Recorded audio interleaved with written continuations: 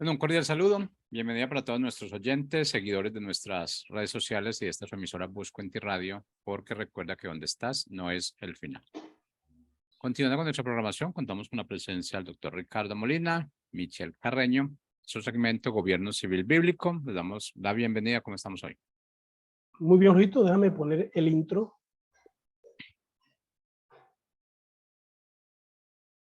Si se humillare mi pueblo, sanaré su tierra. Aquí comienza su programa, Aprendiendo de Gobierno Civil Bíblico. ¿Te has preguntado cuál es la forma de gobierno correcta propuesta en la Biblia para una persona, una familia y una nación? Tus respuestas aquí, con el doctor Ricardo Molina, director de la Facultad de Educación de la Universidad de las Naciones en Bucaramanga, Colombia. Aquí. Muy bien. Muchas gracias, Jorrito, por permitirnos estar aquí en Busco en Ti. Porque donde están, no sé, al final es un programa que hablamos de gobierno civil bíblico. Y claro, lo hacemos con un equipo de trabajo. Jorge, que está en los controles, nuestra querida señorita Michelle Carreño, a quien le doy la bienvenida. Pues gracias, señor Molina. Estoy feliz de poder continuar con el programa y como siempre decimos, aquí hablamos de principios que son completamente aplicables, que son bíblicos y que cuando los vivimos pueden dar como resultado libertad para individuos, para familias, pero también para toda nuestra nación. Muchas gracias, Michelle. Y hoy no estará con nosotros nuestro querido amigo chileno Juan Carlos Polanco, pero él también es parte de este equipo de trabajo acerca del gobierno civil bíblico. Hoy estaremos hablando de los castigos bíblicos para el crimen. Ese es un buen tema, ¿no? Mirar en la Biblia, qué dice la Biblia en cuanto al crimen. Pero antes de entrar en el tema, hay muchas cosas pasando. Ustedes saben que hoy, 7 de junio, a propósito, ya estamos a mitad de año, que hace que arrancamos ya a mitad de año, nos estamos envejeciendo porque el tiempo nos pasa muy rápido. Y hoy el presidente Petro citó a sus seguidores a salir a la calle a marchar, a hacer plantones para apoyar las reformas propuestas por este gobierno. Y pues tenemos que decir que la gente salió, sí. Se nota que hay gente que apoya a este gobierno. Bueno, en primera instancia sabemos que 11 millones de personas votaron para que este gobierno estuviera en esta parte de la administración. Eso no cambia nada. El hecho de que haya salido gente, pues no cambia nada. Así como ha salido gente desde que este gobierno llegó a la presidencia, hemos tenido como unas 8 marchas en contra de. Tampoco ha cambiado mucho. Pero las marchas hay que hacerla, la protesta hay que hacerla para mostrar a la gente misma y a los líderes el desacuerdo con sus propuestas irracionales e ilógicas. Entre esas cosas, bueno, pues quería reconocer eso, que salió gente, pero vienen unas marchas y otras protestas pacíficas, por supuesto, en contra de la reforma. Sigue esto en contra de las reformas de este gobierno porque son cosas que muy complicadas, muy difíciles, que traen mucho daño a los colombianos. Una cosa que estaba pasando hoy en el Congreso, en la mañana, no sé cómo habrá terminado esto, pero había un debate de un proyecto de ley en donde se le dan muchas garantías a los del LGTBI y a aquellos que tienden a tener identidades fuera de la identidad lógica y normal que Dios ha dado al ser humano, al hombre y a la mujer. Y este proyecto de ley tiene que ver con que no se puede ayudar a esta gente a salir de su problema de identidad. Si alguien lo hace, si alguien ora o si alguien interviene para decirle que está equivocado, que debe cambiar, que así no es. Entonces este proyecto de ley lo lleva a consecuencias, puede ser demandado, puede ser acusado y meterse en problemas legales. Eso quiere decir, he estado leyendo que va más allá simplemente de eso. Ustedes saben que nosotros somos, pues, predicadores, hablamos de Dios donde quiera que vamos, hablamos de las ideas correctas. Eso quiere decir que si uno predica el evangelio en la calle a cualquier persona y esta persona se siente atacada en su identidad por la forma que viva, entonces esta persona puede demandarlo a uno porque uno le predicó el evangelio y quiere llevarlo a cambiar su identidad. Bueno, yo también soy psicólogo y entonces los psicólogos van a tener también problemas, porque si alguien viene a consulta y a querer cambiar su problema, porque recuerda que hay un problema, y el psicólogo le ayuda a esta persona a tratar su problema de identidad, también puede ser demandado. O sea que la cosa va más allá, Michelle. No solamente es, no se metan conmigo, yo decido lo que quiero. No, es más allá. Es para impedir, en el fondo, que el evangelio sea predicado a las personas. Esos ya pues son extremos a los que la sociedad quiere llegar, pero claro, son iniciativas de grupos de personas. Esperemos que ese proyecto de ley pues caiga, se archive y no pase porque definitivamente hay más cuerdos. En Colombia hay más cuerdos que locos. En Colombia hay gente que propone cosas buenas. Muchas cosas buenas hay que deben ser aprobadas más que estas situaciones embarazosas que son posiciones personales y quieren hacer de una posición personal, quieren hacer una ley de la República. Bueno, así estamos, Michelle. Así que, pues hoy han pasado esas dos cosas relevantes. Es la marcha a favor de la propuesta del gobierno y este proyecto de ley que está siendo debatido en el Congreso. Dos cosas malas, pero sabemos que Dios es soberano, está por encima de todas las cosas. Bien, entonces hablando de nuestro tema, comenzamos a hablar el lunes acerca de cómo tratar la delincuencia, cómo lidiar con el crimen, cómo hacer para identificar realmente la forma correcta de limitar las acciones torcidas de los malandros. Bueno, este proyecto de ley va en contra de lo que voy a decir porque hemos dicho que la forma como se corrige el mal es predicando el evangelio, ¿no, Michelle? Hemos dicho eso, que la gente levante los ojos al cielo, fíjate, pero fíjate. Si nosotros hablamos de esto, según este proyecto de ley, ya no se puede. Queríamos limitados, porque nos demandarían por decirle a la gente que la respuesta es Dios. ¿Qué piensas tú? Justamente, pues mi pastor está siendo súper insistente con este tema en estos días.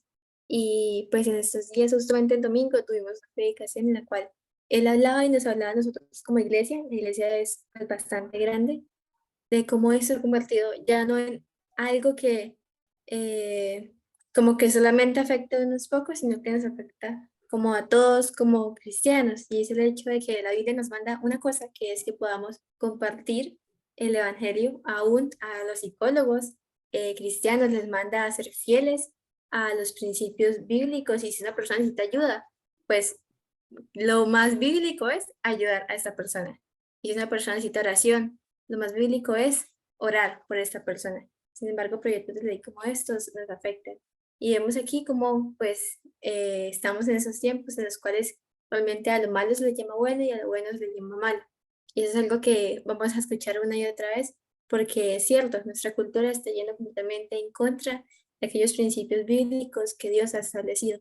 Y por eso es que ahora más que nunca es nuestra responsabilidad leer nuestras Biblias y preguntarnos qué es lo que dice Dios. el mundo, la cultura está diciendo que no podemos ayudar a estas personas, que no podemos hablar con ellas, que debemos respetarlas, pero ¿qué nos dice Dios? O el mundo y la sociedad nos dicen muchas cosas, como que la familia es incorrecta, como que incluso escuchamos en las calles que Colombia ya no tiene salvación, que la nación ya es un desastre y lo mejor es simplemente irse del país. Pero ¿qué nos dice Dios en su palabra? Y es la respuesta a la cual queremos llegar aún con este programa. Claro que sí. El asunto es que posiciones o ideas personales se quieren que se hagan leyes para 50 millones de personas. O sea, una idea de una persona o una forma de vida, un estilo de vida que una persona o un grupo pequeño escoge vivir, lo que están queriendo es hacer de esta decisión de este grupito pequeño, quieren hacer una ley de la República para que todo el mundo como que lo acepte y lo haga. Eso no se puede permitir. Esa parte ahí es donde no se puede permitir y tenemos que seguir luchando para evitar este tipo de iniciativas. Iniciativas que han estado toda la vida. Esta iniciativa de la maldad, de hacer una posición personal, algo que todo el mundo lo puede hacer. Porque también otra cosa que ha estado por ahí latente en el Congreso es lo de la marihuana. La marihuana como algo recreacional.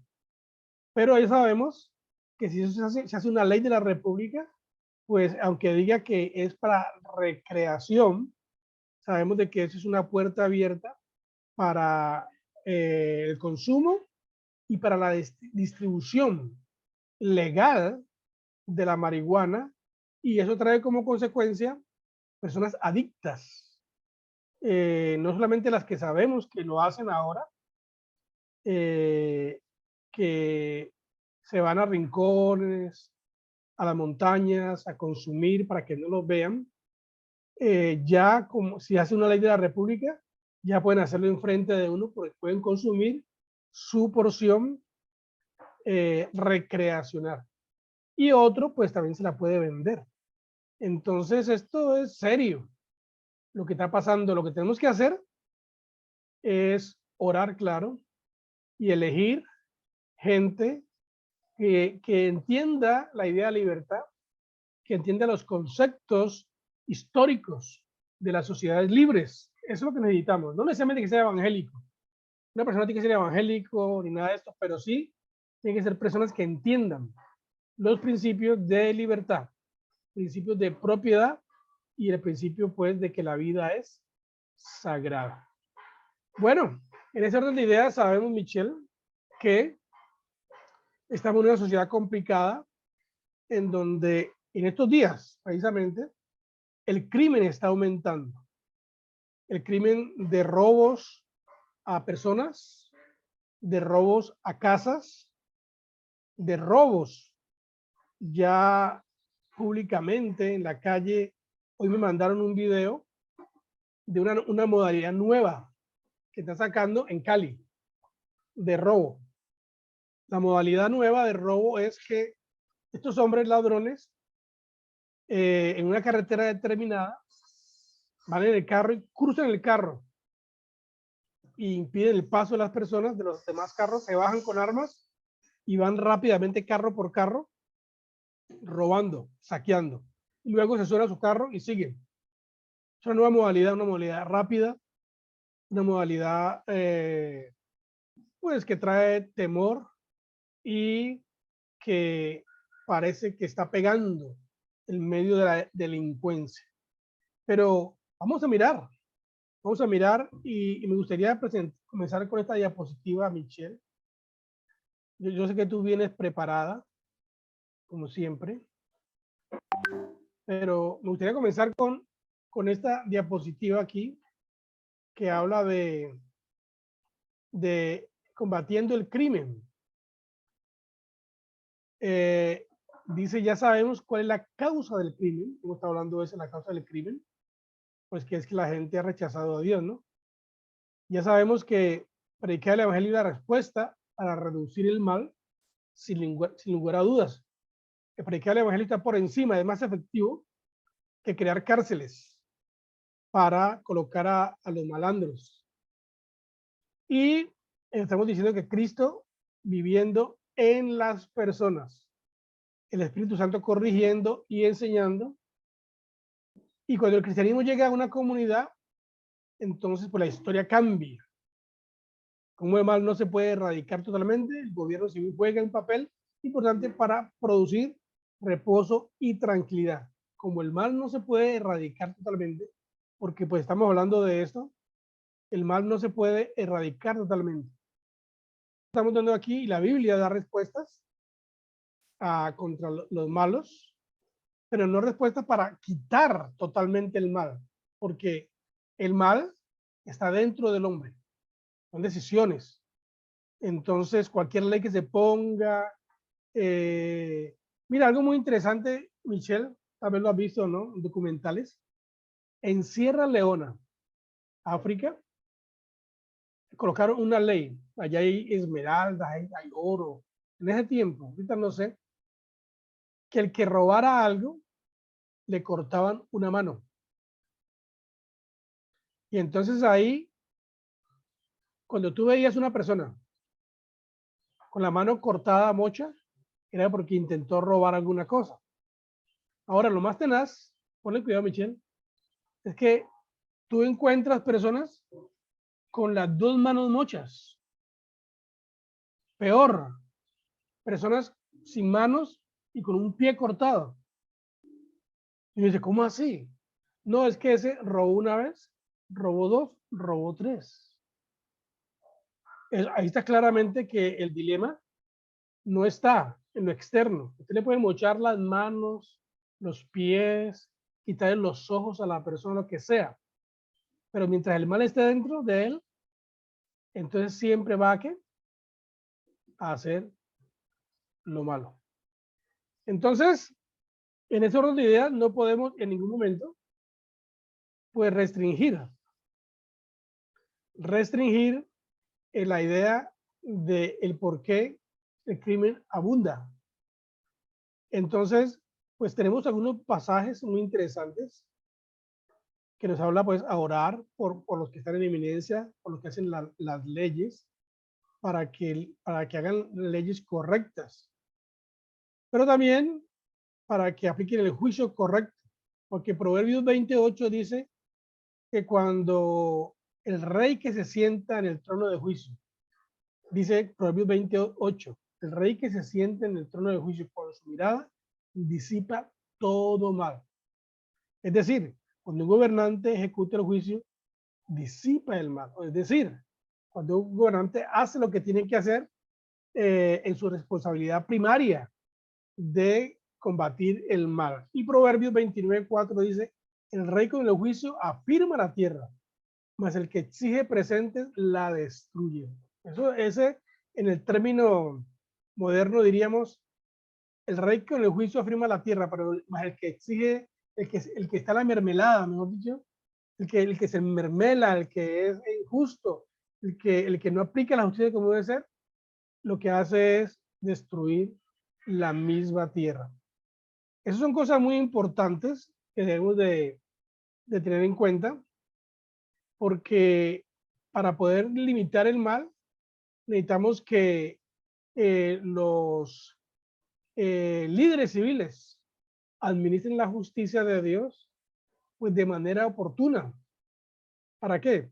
Para proteger a las personas de cargos falsos o para pues, proteger a los ciudadanos en general que respetan la ley, porque la mayoría de personas respetan la ley, son muy pocos los que no respetan la ley.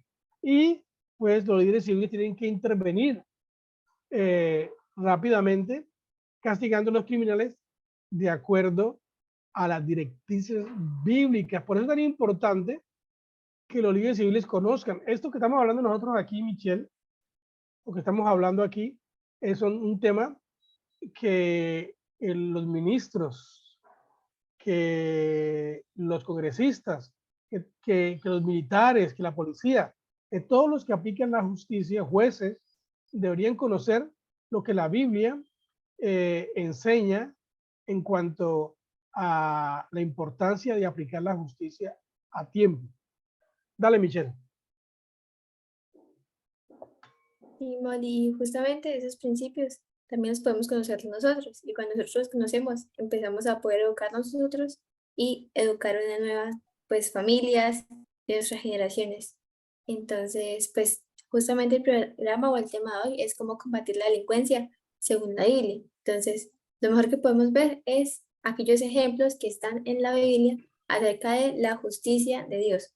Una justicia que sí habla de su santidad perfecta y absoluta, pero también habla de aquellas leyes que dio para que Israel como nación pudiera pues mantenerse como una sociedad libre y mantenerse como una sociedad en la cual haya orden. Entonces se dice que la justicia de Dios es la virtud que consiste en dar a cada uno lo que le corresponde, de conforme a las leyes y a los principios de rectitud, en el trato entre sí. Entonces vemos que habla de aquel trato que hay entre un hombre y otro hombre. Por ejemplo, vemos la pena de robo, un trato injusto de un hombre hacia otro. Y esto, pues no solamente existe en nuestros días, sino que existió también en el tiempo de Israel. Vamos a ver un poco de cómo se corregía esto y cuál era el precio de la desobediencia para Israel. Y en este pueblo dice que en Éxodo 22:1, si alguien se roba un toro o una oveja y lo mata o vende, paga 5 toros por cada toro. El ladrón debe pagar lo que se robó. Si no tiene con qué pagar, será vendido como esclavo, para que pague así lo que se robó.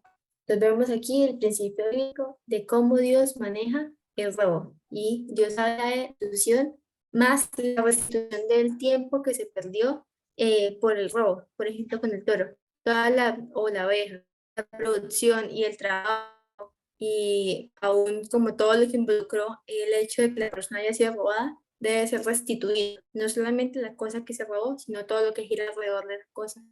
Y además, hay otro principio dentro de cómo Dios maneja el robo, y es que aún si la persona no tiene para pagarlo, lo que Dios dijo en ese momento es que se debía dar a esta persona como precio por lo que se robó, que se debía tomar como un esclavo o como un encarcelado para que pudiera cumplir con su trabajo lo que había robado. Muy bien, déjalo ahí porque esa parte es importante. Acerca de la pena por el robo. Porque, pues hoy en día, lo que hacemos con los que roban un celular, con los que roban una cadena, con los que roban una billetera, lo que se hace con ellos es que se toman y se llevan a la comisaría. O en dado caso, según la gravedad, porque algunos no solamente roban, sino que también hieren a la otra persona. Lo chuzan, como se dice vulgarmente, con un cuchillo, una navaja, y ya pues eso es un atentado de muerte. Entonces son cosas más graves y posiblemente esa gente va a la cárcel, que también pues sería bueno hablar de las cárceles, porque las cárceles es la solución que el gobierno moderno están dando para lidiar con el crimen, pero no es la respuesta. Entonces esta gente son llevados a la comisaría o a la cárcel y se llevan allá para que no roben más, y allá se les da la comida, se les da el vestido, se les da la dormida, se les da estudio, se les da todo lo que necesitan. Pero en ningún momento al que roba se le obliga a devolver lo que robó o pagar el daño. Entonces aquí entra un principio, Michelle, lo del robo, y es que como el robo es un crimen en contra de la propiedad, entonces ese crimen en contra de la propiedad requiere restitución. Oiga bien, requiere restitución. Y nosotros tenemos en la Biblia el 8º mandamiento que dice, no robarás. Eso implica que el hombre tiene un derecho dado por Dios, número 1, de poseer propiedad. Cuando dice no robarás, ¿qué quiere decir? Que uno tiene derecho a tener propiedad. La extensión de este mandamiento en las leyes lo es bien claro, pero este mandato significa mucho más solamente que no robes, sino va un poco más allá. Es decir, que debes respetar la propiedad privada y si no la respetas, entonces debes devolver. Y aquí hay un principio interesante que dice, pagará 5 toros. La Biblia siempre habla, el que roba tiene que devolver lo que robó y tiene que devolver 5 veces más. Entonces, por ejemplo, mira, ¿cómo esta es una propuesta? Esa propuesta debería convertirse en un proyecto de ley para un congresista. Y es, entonces, si una persona roba, ¿cómo vamos a lidiar con él? ¿Vamos a llevar a la cárcel? No lo vamos a llevar a la cárcel. En primera instancia, no. Vamos a ponerlo a trabajar. ¿A trabajar para qué? Para que pague lo que robó. Número 1, tiene que trabajar para que pague lo que robó. Número 2, si es llevado a la cárcel, este hombre no vaya a ir a dormir y comer, sino que va a ir allá a trabajar para reponer y para pagar el tiempo de la consecuencia del mal que hizo. Es decir, este hombre tiene que pagar por su dormida, tiene que pagar por su comida, tiene que pagar por todo lo que hace, por todo lo que necesita ahí. Y para eso, pues, lo hace trabajando. Y así, yo le prometo que si una persona se trata así, cuando ha cometido un delito de estas clases de contra la propiedad, esta persona, cuando termine de pagar su robo, su tiempo, no va a querer volver a robar, porque sabe las consecuencias que tienen. Pero nuestra justicia local, la policía, por decir algo, agarran a alguien, lo llevan a la comisaría, le dan comida, lo bañan, le dan ropa, ¿y qué hacen con él? Al otro día lo sueltan.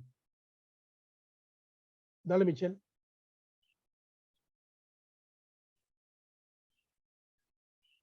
Dios o la forma en la que trabajaba Israel o la forma en la que pues Dios le reveló a Israel que debían tratar el robo, es una forma en la cual hay sabiduría, ya que vemos que pues como si se implementa, funciona.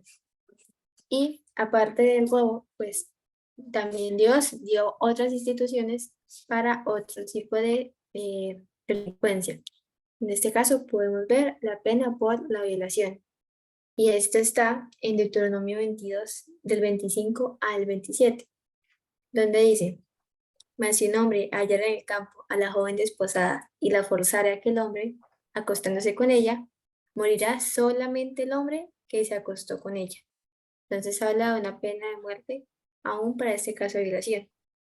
Mas a la joven no le harás nada, no hay en ella culpa de muerte, pues como cuando alguno se levanta contra su prójimo y le quita la vida, así es en este caso.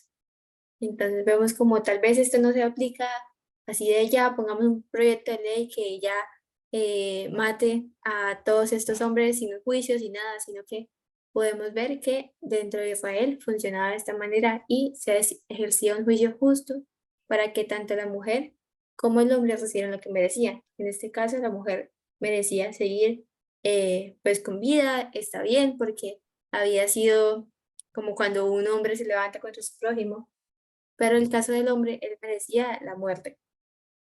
Bueno, aquí, Michelle, es muy importante ratificar que estos son un sistema, es el sistema de justicia de una república. Esto que estamos hablando es el sistema de justicia de una república. Si usted está escuchando esto y no entiende que es el sistema de justicia de una república, usted se va a oponer, se va a enojar. Esto no es en la democracia, tampoco es en la tiranía, el despotismo, el comunismo, el socialismo, no es. Ustedes ven que tenemos un gobierno socialista, comunista, progresista ahora mismo, y en la mentalidad de los líderes comunistas, socialistas, progresistas, es dar beneficios a los malhechores, dar beneficios a las personas que roban, violan, matan, que eso vamos a estar hablando un poquito más adelante, creo, pero pero porque consideramos que somos también una democracia. Una democracia tampoco entiende esta forma de bíblica de la república de justicia, porque también la democracia tiende a, a negociar con los malandros, a darles privilegios, como lo que pasó con Santos, que le dio privilegios a los de la FARC para que ellos se convirtieran en congresistas y hicieran leyes de la república, y por eso estamos como estamos ahorita mismo en el año 2023 en Colombia. Entonces, aquí, la república tiene una idea interesante, base como gobierno civil, y aquí está implícita, y es la muerte, la pena de muerte. La puedes ver, ¿no, Michelle? La pena de muerte. O sea, ahí no dice que la señorita va a matar al que abusa de ella. Aunque si puede, debería hacerlo, ¿no? Debería hacerlo, porque está siendo forzada a cometer un hecho que está en contra de su voluntad. Pero es la justicia la que, al darse cuenta de lo que pasó, por ejemplo, en este caso de la violación, entonces aquí dice que la joven no tiene la culpa y no puede ser acusada. A ella no se le hará nada, pero al que lo hizo, entonces se le quitará la vida, si es en este caso. Entonces la pena de muerte, muy importante, porque por ejemplo aquí en Colombia, como no tenemos pena de muerte, aquí en Colombia hay mucha, ¿cómo se dice? Silencio. Hay mucho silencio con aquellas personas que violan, porque no solamente se violan a las mujeres, también se violan a los hombres. Hay violaciones. Y hay muchas de estas situaciones que no son públicas, que no van a juicio, que pasan, tanto los hombres como las mujeres se mantienen en silencio. Y las penas casi no se aplican para este tipo de personas. Por eso sucede. Hay un pueblo aquí en Santander, un pueblo, yo estuve allá, y en ese pueblo se caracteriza por la violación de niños. Aquí en Santander, ahí estuve. Y una de las preocupaciones que había de los líderes que estamos allá, me decían a mí, ¿cómo vamos a hacer para cambiar este sistema de este pueblo y evitar que tanto niño sea violado, niños y niñas violadas? Pero es que no, todo el mundo sabe, todo el mundo sabe, pero nadie dice nada. Todo el mundo sabe, y cuando digo todo el mundo sabe, hasta la policía sabe, pero no hacen nada. Y es una cosa que quería decir, y es que para que el mal se limite, la justicia debe ser aplicada inmediatamente. Escuche bien, para que el mal se detenga, la justicia, el castigo, tiene que ser aplicado inmediatamente. Si la justicia no aplica la consecuencia inmediatamente, y añado, debe ser aplicada inmediatamente y de acuerdo en proporción al daño hecho. Porque también la otra cosa es que a veces, pues, las consecuencias no son concordantes. El asunto es, para limitar el mal, estamos hablando de eso, cómo limitar el mal, cómo lidiar con el crimen. Entonces, ¿cómo lidiar con los crímenes? Esto, por ejemplo, la pena por violación, a los que violan. ¿Cómo vamos a hacer? Pues la justicia debe ser aplicada inmediatamente con aquellos que infringen, perdón, que infringen la ley y que cometen este delito. Si se hace esto, entonces eso evitará que el mal crezca. Entonces, cuando la justicia comienza a dilatar y a dilatar y a dilatar y a voltear y no opera como debe ser, entonces los que cometen ese delito creen que pueden seguir jugando, pueden seguir haciéndolo, pueden seguir siendo reincidentes, porque ¿cuándo le van a aplicar la justicia? ¿Quién sabe? ¿Quién sabe cuándo? Entonces, mucho cuidado, porque eso es un delito que tiene que ser inmediatamente aplicado. Y otra vez, como no estamos en una república, pues no podemos aplicar la pena de muerte, ¿no, Michelle? No se puede, pero por lo menos se puede aplicar una justicia concordante con la pena. Mira lo que pasa en Estados Unidos en esta área de violaciones. Te cuento, si tú no sabes, te cuento, y a los que están ahí les cuento. En Estados Unidos, cuando una persona es culpable de violación, esa persona queda marcada para toda la vida en el sistema judicial y también queda marcada en el sistema público. Es decir, esta persona, después de que pague su condena o lo que sea, si va a comprar una casa o alquilar, tiene una regla, no puede rentar o comprar una casa cerca de un colegio, cerca de donde hayan niños. El número uno, esa es una condición. Otra condición es que los vecinos, oiga bien, tienen que darse cuenta que en la casa nueva, donde llegaron estas personas, la persona que vive ahí es un violador o fue un violador. Entonces todo el mundo tiene que saber que allí hay una persona que cometió una violación. Estoy hablando del caso específico de violación, no de robo, no de otras cosas, porque eso no aplica en Estados Unidos para otras cosas, pero para violación sí. Entonces a esta persona se le prohíbe rotundamente acercarse a los niños. Se le prohíbe rotundamente que sea maestro de niños, por ejemplo. Aquí aplico una cosa, Michelle, importante que si la aplicáramos, evitaríamos, por ejemplo, en las iglesias. En las iglesias necesitamos maestros de escuela dominical. Se coloca a cualquier persona para que enseñe, sin importar su trasfondo, sin importar su background, sin importar su historia. Y una persona que ha tenido problemas de violación a niños no puede trabajar con niños, nunca más.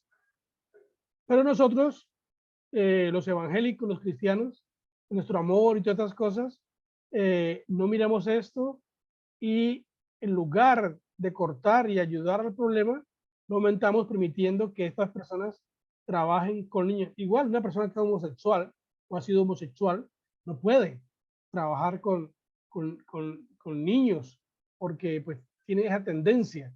Y hay algunas cosas en las que se tiene que ser radical. Cuando una persona va a ser un maestro de niños, debe ser bien investigado. Debe ser bien, sí, investigado para saber su trasfondo. Y si ha tenido problemas con niños, entonces queda totalmente inhabilitado para hacerlo. Dale, Michelle. Así es, Moni, y vemos como, pues, aún dentro de Estados Unidos, estas medidas que se aplican son medidas que ayudan a que el delito no se vuelva a repetir. Y eso es justamente lo que busca o lo que debería buscar un sistema adecuado de justicia. Y es que aquel delito no vuelva a ser reincidido, sino que pues la persona pueda entender la consecuencia que hay detrás de ese delito y que esa consecuencia es una consecuencia grande. Y además de esto, también busca que de por sí las personas al ver el castigo por el delito busquen no hacerlo, busquen evitarlo a toda costa. Entonces también vemos otro delito o otro suceso que pasaba y era muy común dentro de Israel y era o bueno, dentro de las naciones que rodeaban Israel, y por eso Dios les advertía que no se contaminaran de ello, que es el castigo del asesinato de niños. Y vemos una historia en 2 Reyes 17:17, en donde se ve uno de esos grandes crímenes de las tribus del norte de Israel, que fue por su adoración a Moloch. Y la adoración a Moloch, lo que hacían era justamente eso, asesinaban niños en sacrificio a estos dioses paganos. Y al final vemos que la consecuencia que tuvo todo el pueblo, esta vez no fue solamente una persona, sino que fueron todos, es que fueron llevados al cautiverio por parte de los asirios. Así que Dios les entregó a todos como nación, por la perversión que había dentro de sus actos.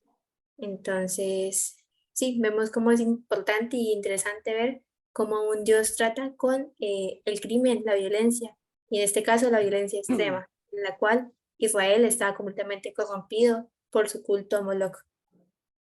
Tremendo, porque cuando se habla del castigo del asesinato, por asesinato de niños, pues realmente el asesinato, bíblicamente en la República, requiere el asesinato de niños o de cualquier otra persona, requiere aplicar la pena de muerte, la pena de muerte.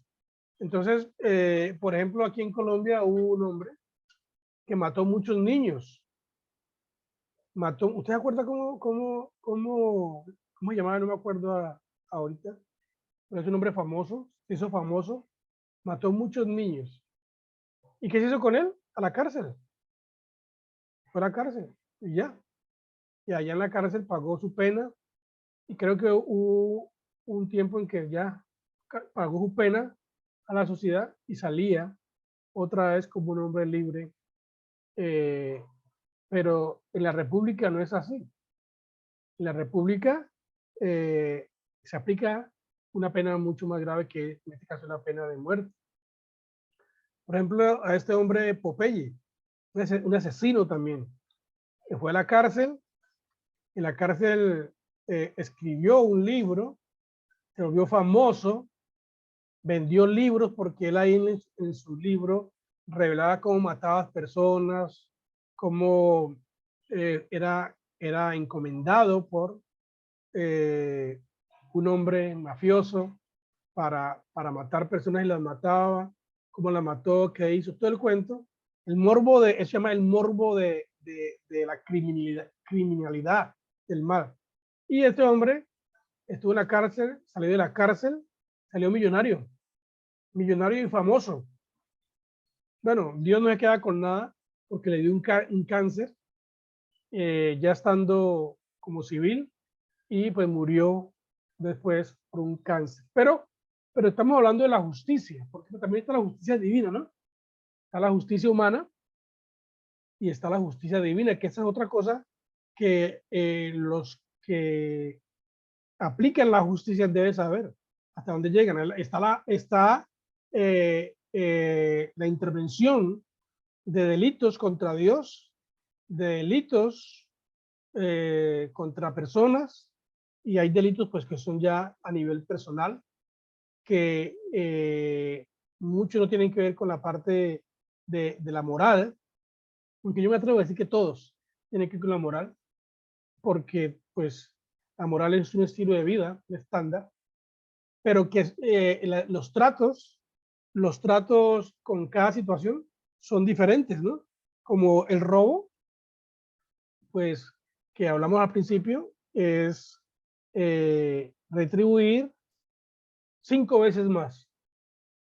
Pero, como ya vamos a terminar, quiero hacer un pequeño énfasis aquí.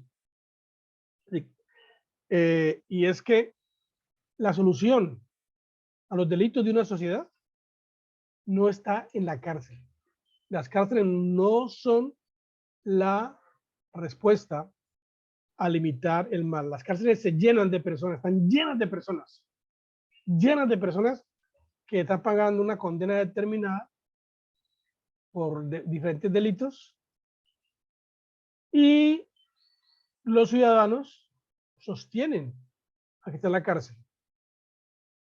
Un preso le cuesta 2 millones de pesos mensuales al gobierno. Un preso, 2 millones de pesos. Y los 2 millones de pesos deben ser gastados en hospedaje, comida, salud y educación.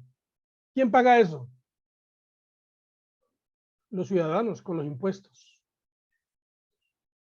Entonces, las cárceles, en lugar de ser una solución, una carga fiscal, económica.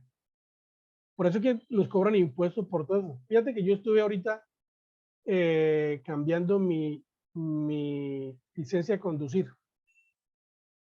Una nueva ley que salió, porque el gobierno necesita plata. Y el gobierno, se llama robo legal. Si no hablamos de eso, me hubiera gustado hablar sobre el robo legal, que es un delito. El robo legal es un delito de parte del gobierno, el gobierno necesita plata, dice, ¿cómo conseguimos plata sin que los ciudadanos hagan protesta? Pues ahí licencias de conducir, había una ley que había licencias de conducir que eran de por vida, no había que renovarlas. Ahora ellos vieron esto y dijeron, bueno, hay que renovarlas.